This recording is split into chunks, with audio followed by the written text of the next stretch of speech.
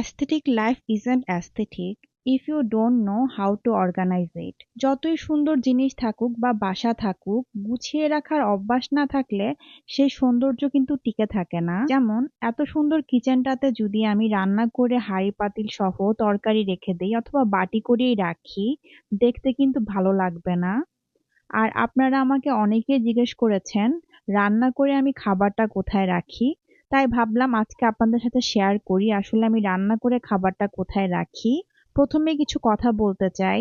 এই ক্যাবিনেটটা আমি বানিয়েছি আমার এই সেকশনটাতে যে মেসি মেসি জিনিসপত্রগুলো ছিল ওগুলো হাইড করার জন্য। পুরো ক্যাবিনেট নিয়ে আমি আরেকদিন কথা বলবো, না হলে ভিডিওটা বড় হয়ে যাবে। রান্না করে খাবারটা রাখি আমি এই সেকশনটাতে।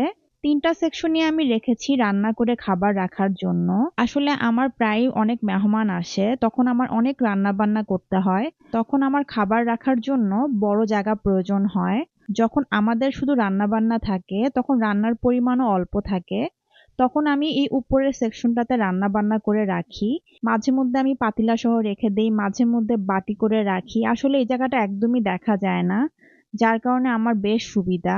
মাঝে মধ্যে যেহেতু গরম খাবার রাখতে হয়, এক্সট্রা সেফটির জন্য এই চাইল্ড লকটা ইউজ করি। এটা ডিজাইন করার ক্ষেত্রে আমি আরেকটু চিন্তা ভাবনা করে একটা কাজ করেছিলাম। সেটা হলো সামনের সেকশনটাতে এই বেতের পার্টটা দেওয়া। এই বেতের পার্টটাতে কিন্তু গর্ত গর্ত আছে, যার কারণে বাতাসটা খুব সুন্দরভাবে পাস হতে পারে। যার কারণে কিন্তু রান্না করে রাখা খাবারটাও কিন্তু একদম ফ্রেশ থাকে। আমার এই ডিজাইনটা করার পরে আমার ভিডিও দেখে অনেক অনলাইন পেজই এই টাইপের ডিজাইন নিয়ে কাজ শুরু করে।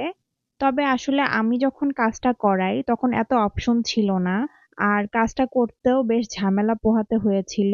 যারা নতুন বাসায় উঠবেন অথবা বাসায় ছোটখাটো জায়গা বাকি আছে, তারা কিন্তু এরকম ছোট্টখাট্ট একটা ডিজাইন করে নিতে পারেন। Because beauty lives in the details, আর ডিটেলস মানেই অর্গানাইজেশন।